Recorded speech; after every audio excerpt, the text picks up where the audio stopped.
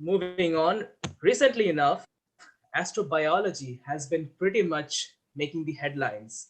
And the topics like origin of life on Earth as well as the search for life on Mars are some of the most exciting topics in this domain. And it gives me immense pleasure to welcome Professor Shiladitya DasSarma, who will be talking about Earth's extremophiles and the search for life on Mars. Dr. DasSarma is a pioneering microbiologist well known for his contributions to the genomics, molecular biology, and biotechnology of archaea, especially in the field of astrobiology. He earned his PhD degree in biochemistry from the Massachusetts Institute of Technology and BS degree in chemistry from Indiana University, Bloomington. Prior to taking the faculty position, he conducted numerous researches at the Massachusetts General Hospital, Howard Medical School, and Pasteur Institute, Paris. Before joining the Institute of Marine and Environmental Technology, University of Maryland School of Medicine, he was a professor at the University of Massachusetts Amherst and the University of Maryland Biotechnology Institute. He has over 150 scientific publications and years of mentorship experience. He is a founder of UMB GPILS Genomics Track and is the UMP institutional representative for the system-wide MEES graduate program. He is also an affiliate research scientist at Blue Marble Space Institute of Science. So, without any further ado, let me welcome Professor Shiladitya DasSarma. Over to you, Professor. Thank you. Thank you very much. Can you hear me? Yeah, we can hear you fine. Okay, good. Thank you very much for that kind introduction. And as mentioned, we're going to be moving a little bit away from some of the problems we have here on Earth, such as COVID and cancer. I wanted to share with you in this slide a picture of the Earth taken from Voyager 1 30 years ago, actually 30 years ago from yesterday. And here's the Earth. It's about 4 billion miles away. And so everything that happens here, including our wearing of masks or transmission of COVID, is put into perspective in the universe. So we can leave the planet for at least a little bit, and we can think a little bit about the new science of astrobiology.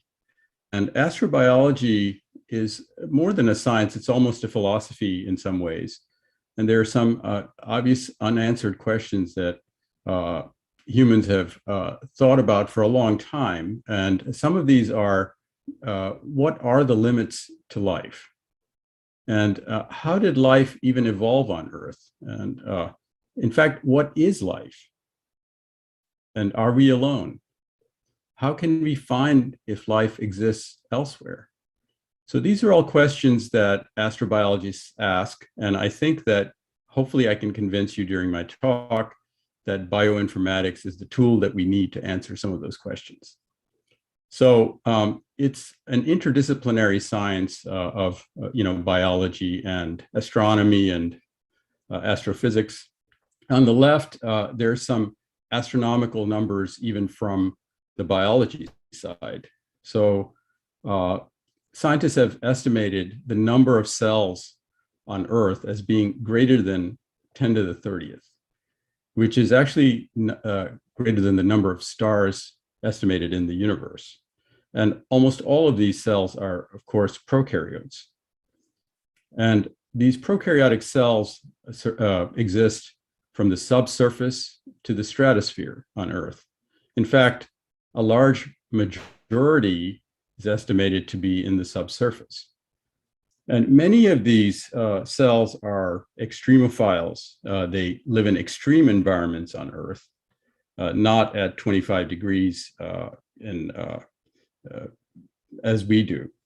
And these extremophiles go by various names like thermophiles, methanogens, halophiles, etc. And these cells, in addition to providing us with insight into astrobiology, they've also been very practically helpful in finding resources or being resources for biotechnology. And genomics and omics methods in general have been very useful for developing these biotechnological resources. On the astro side, there are an estimated billion Earth-like planets in the universe. So the question of, are we alone, perhaps can be at least considered from that perspective. It seems pretty unlikely. And in fact, astronomers have been discovering planets outside of our solar system, out of the 9 planets in our solar system, and have discovered over 4,000, including several dozen Earth-like planets. And in fact, I think you may have heard in the news, there's a lot of excitement about a life-finding mission that was launched last year. It's going to take 10 years, but Mars 2020 was the beginning of that. The Perseverance rover was launched by NASA, landed on Mars, and is currently taking samples, searching for ancient life, and with the ultimate plan of returning samples back to Earth for analysis, perhaps some metagenomic analysis. And then finally, there's also been discussions about whether life might actually exist on Mars today, extant life, if you will. And the idea is that if it exists, it would probably be found in refuge, such as in salt, in ice, caves, or even subsurface. So while we don't know whether life exists for sure elsewhere, we do know it exists here on Earth. And life on Earth has certain features that I just want to briefly go through. There's both a unity and also a diversity of life. The unity is that all life on Earth is composed of the same 6 chemicals, 6 elements, C, H, N, O, P, and S. It all occurs in a H2O medium. And the biopolymers are all the same: DNA, RNA, proteins, polysaccharides, and lipids, although there are 2 different types of lipids. And the molecular biology is amazingly unified. The central dogma characterizes the information flow, and the universal genetic code, which was discovered by my PhD mentor, H.G. Khorana, and others, really underscores the unity of all life. And in fact, on the right, you can see the LUCA, the red ball, that's the original last universal common ancestor. And that must have had this genetic code, because all life on Earth contains the same essential genetic code. Also, the energy currency is all the same: ATP and the cellular membrane with a proton motive force. However, we all know that there's a huge diversity on Earth of life. And in fact, most of that diversity is in prokaryotes, in archaea and bacteria. Of course, viruses as well. Allow me to add that after the last 3 presentations. So there are an estimated 10 to the 12th species of prokaryotic cells. And the arrows show the 3-domain view of life. And so the extant life here on Earth are either eukaryotes and bacteria. How these formed is still in the realm of the unknown. They probably evolved pretty early after the formation of the Earth, maybe about 4 billion years ago. And we really don't know what happened during that first half, the first 2 billion or so years. But we know that there must have been a cellular form that established itself, LUCA, and that cellular form had the genetic code, it had chemiosmotic coupling, and then soon afterwards it must have developed a genome and developed metabolism like phototrophy, respiration, photosynthesis, et cetera. So how do we address these kinds of questions? What happened during the first 2 billion years of our planet's, of life's evolution? One way is to study these diverse extremophiles. And I just listed a few of these on this slide. And the first are xerophiles. These grow in very dry places like the Atacama Desert. They use very little, they need very little water for survival. Psychrophiles, such as one that I'll be talking about, Haloruben lacus profundi, is from Antarctica and can grow at sub-zero temperatures. And it also ends up being also a halophile, which are tolerant of very high salinity. In fact, they can survive in salt that's 250 million years old. And then there are other limits to life that people are studying, such as alkaline conditions, alkalophiles, acidophiles, and then there are some very well-known methanogens, thermophiles, and hyperthermophiles that microbiologists also study. So these organisms are so fascinating that they were one of the reasons why genomic technologies were developed, and also genomic technologies were developed using some of their molecules. And so this is a timeline taken from an ASM News, which is a precursor to Microbe that you might be familiar with, American Society for Microbiology. It had actually a fold out of the cover showing a timeline of genome sequencing. So historically, the first genome, of course, was in 1995, Haemophilus influenza.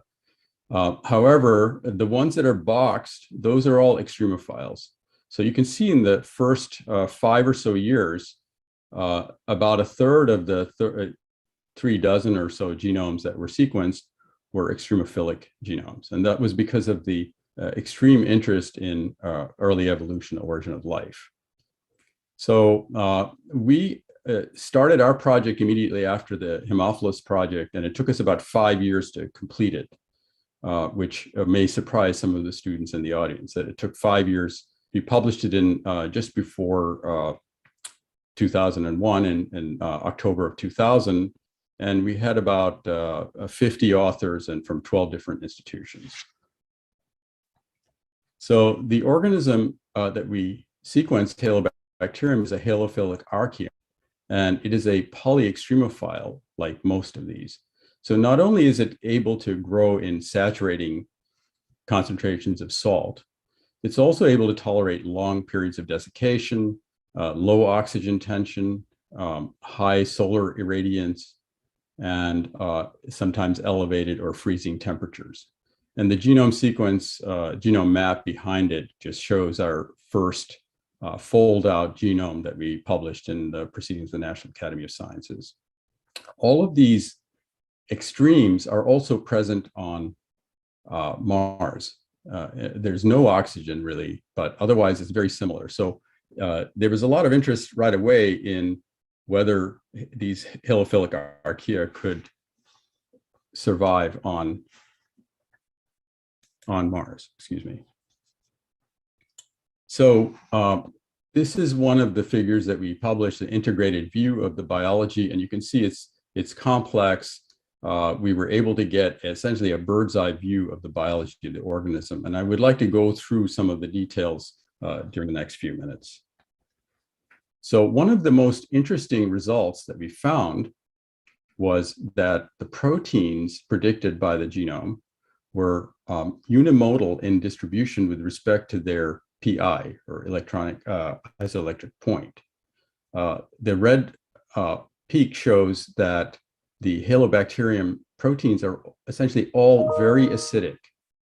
They have an average PI of under 5. And that's in contrast to all of the other organisms, which have a bimodal distribution of proteins, both acidic and basic, with an essentially neutral proteome. So why is this? Well, because of the high salinity inside of the cell, there's actually a reduced concentration of water. It's about 25% salt by weight. And what that does is it results in what's you may know about is salting out. So the salts dissolve the water, that causes crowding of the proteins, and then the proteins would precipitate out. The way in which the cells or the proteins prevent themselves from precipitation is through mutual repulsion caused by the surface negative charges, or the negative charges on the protein. So here is a structure of a protein that we've been studying for a few years now. It's a family 42 beta-galactosidase, and you can see the red acidic and blue basic residues, and in comparison to a non-halophilic thermophilus enzyme. And I think you can see that there are more red and fewer blue. And in fact, the charge on the haloarchaeal protein is about -65 as opposed to -4 for the thermus protein. So this allows both mutual repulsion and also binding more tightly to the water that's available. So if you look at the activity of proteins like this, they're of interest from a biotechnological perspective. The proteins can function, usually optimally function, in close to saturated sodium chloride or potassium chloride concentrations. And they, as a result of their tight binding to water, they can also function in organic solvents. So this is a very unusual and interesting and potentially useful property that may be used for development of new catalysts. Another interesting result from our first genome was that the three-domain view of life was essentially confirmed. So the tree, it's an unrooted tree of life using the small ribosomal RNA. This was pioneered by Carl Woese. Showed that the hypothesis was that prokaryotes are divided into two, the archaea and the bacteria, and they are distinct from the higher organisms, the eukarya on the left, on the bottom. On the left tree, however, we do see the same three domains of life. However, there's some interesting differences. The purple circle is showing the halophile. The halophile here seems to be a branch of a methanogen here. However, over here, the halophile is coming out much closer to the root, what would be considered the root of the tree if you had rooted it. So the halobacterium actually changes its position. It has a dynamic phylogeny, if you will. And we did some additional work with this, looking at different bacteria.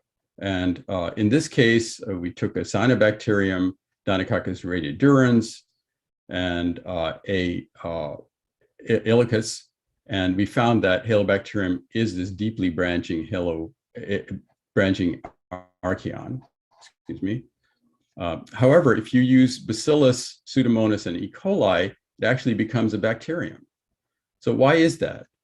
Well, it turns out that there are a whole lot of bacterial genes in our Halobacterium genome right here, and more than in any of the other archaea. Similarly, there are some bacteria over here which have archaeal genes. Thermatoga is one of these. So these types of findings raise the issue that not all genes in a particular organism are originally from that lineage. And some of them have been inherited not by vertical transmission, but by horizontal transmission. So these are presumably horizontally transferred genes. So those are pretty interesting results that we got early on. And I've been doing bioinformatics for a long time. So that really went back to the last century. And I had to show you this figure from NIH showing the different generations of genome sequencing. So the genome sequencing cost has been of concern for a long time, and it's been going down quite fast. And in electronics, we know of the Moore's law, it's a reduction every 2 years. And that happened with Sanger sequencing for a while. And then, of course, Illumina and a whole bunch of other genome sequencing methods came about second gen. And although the costs dropped, the quality also wasn't quite the same as with Sanger. And then now we have the third gen, and the cost, according to the latest from, is down to $1,000 per human genome. So of course, for a microgenome, that's even much less. And here is a figure from Gold showing that there are something like 350,000 prokaryotic genomes in the database at NCBI now. So as soon as there were more genomes available, and we also contributed to some additional genomes, we started doing something that Roman Tatusov initiated at NIH, and that was reciprocal blasting. So the idea was to take one protein from a genome and blast it against a second one and do the reciprocal blast as well. So this is computationally intensive, but it results in some very interesting results, which is that you find what are called reciprocal best hits. And those reciprocal best hits allow you to form clusters of proteins or orthologous groups called COGs. We did this for the haloarchaea and found that there are about 800 core proteins. So these are proteins that have presumably the same function. They're orthologs in the two different organisms. And you can see that however, there are some that are poorly characterized, or even that there are no associated, in this case, no associated bacterial clusters of orthologous groups. So these are essentially signature genes. That means these proteins are present in all the haloarchaea, but nothing else. So they are, in fact, a signature of how these organisms perhaps survived. Then there's the concept of the pangenome. So there are many other genes or proteins which are not found in all of the genomes. In fact, the largest number are unique. And if you look at that, of the 4,400 haloarchaeal orthologous groups, about 3,400 or 3,600 are in the pangenome. So this is the total gene content. And that is the most interesting part because that's in the realm of the unknown. So we wanted to get into more detail analysis of the genomes of these organisms. And as several have mentioned, it's a combination of both experimental and bioinformatic. I'm not going to be able to go into the details, but just give you a couple of examples of what we've done. So the physiology of haloarchaea is very interesting from the standpoint of growth in different concentrations of oxygen, and also with light. They photophosphorylate because they have these membrane pumps that pump protons and allow the cells to produce ATP. They can also grow by both aerobic and anaerobic respiration, and they also have substrate level phosphorylation. So they're able to tolerate different concentrations of oxygen. And these properties, again, I won't be able to go into in detail, but they're very unique and useful. So for instance, when they're growing phototrophically, they produce these intracellular nanoparticles called gas vesicles, which allow them to float. And we're using these nanoparticles as a vehicle for vaccines and for drug delivery. Then these purple membrane patches are also being used for a variety of other biotechnological applications. But with regard to bioinformatics, we initiated transcriptomic analysis during the DNA microarray era.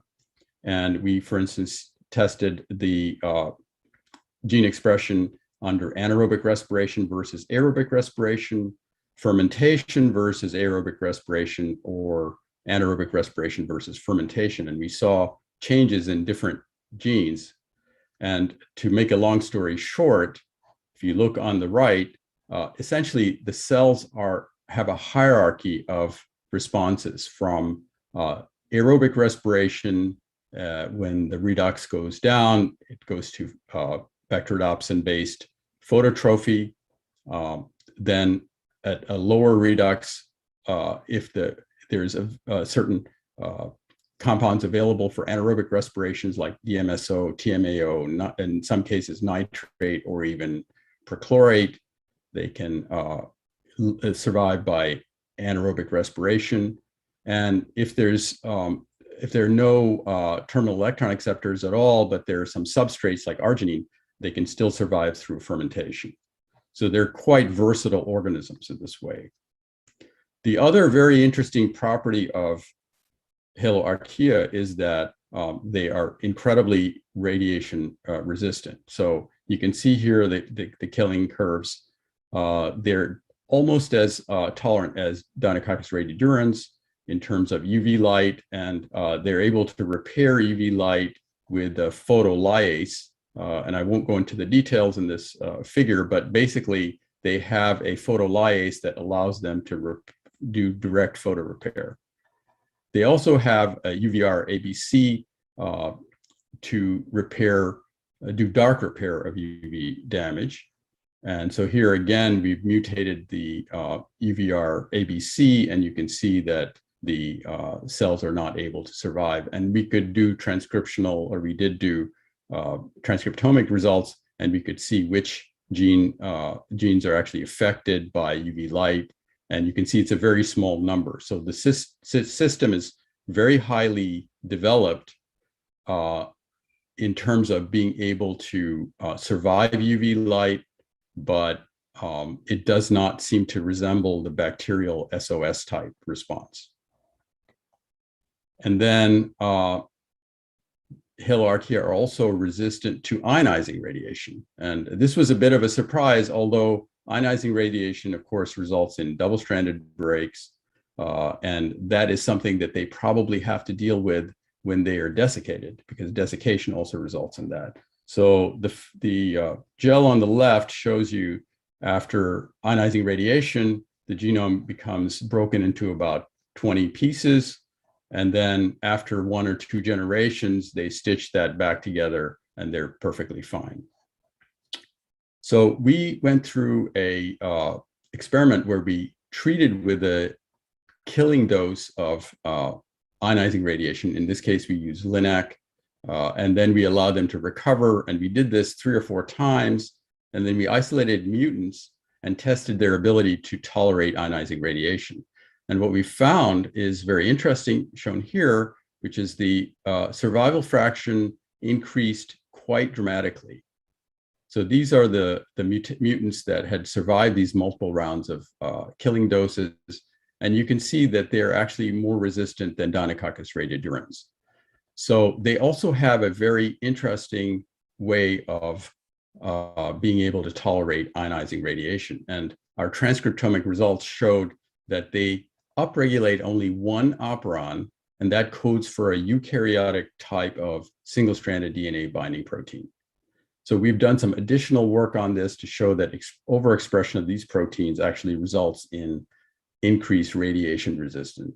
So this may be of interest going forward as we consider sending astronauts to Mars. So finally, the last thing I want to tell you about are some experiments to see whether Haloarchaea could actually survive on Mars. So the closest we could get to Mars was Earth's stratosphere. And this is basically showing the atmospheric pressure, ozone, H2O, and temperature higher in the atmosphere. This is the troposphere. The stratosphere is maybe 30 kilometers up. It's very similar to Mars up there. There are to the surface of Mars. The temperatures are similar. It has similar UV flux, elevated cosmic rays, electrons, protons, very low pressure, and it's very dry. So we did an experiment with collaborators in California, where we sent cultures by airplane to California, from which point that they launched them into the stratosphere, and then they recovered it, and then they sent it back to us for analysis. So again, to make a long story short, we tested 2 different Haloarchaea, the H. lacus profundi, which, as I mentioned before, is a cold adapted organism. Actually, it was isolated from Antarctica, and our lab strain NRC1. And you can see that after the balloon flight, there is survival in both cases. However, if you look at the difference here, NRC1, Halorubrum lacus profundi versus NRC1, you can see that the Halorubrum lacus profundi is better able to survive stratospheric conditions. So this one would presumably do better on Mars. And the reasons for that are in the paper. And again, I'm going to have to skip over it, but I encourage you to go and take a look. And very, very final thing is that there are a lot of perchlorate salts, these very oxidizing salts, which are actually used for oxidizer for rocket fuel on the surface of Mars. It's very toxic, of course, to most living organisms.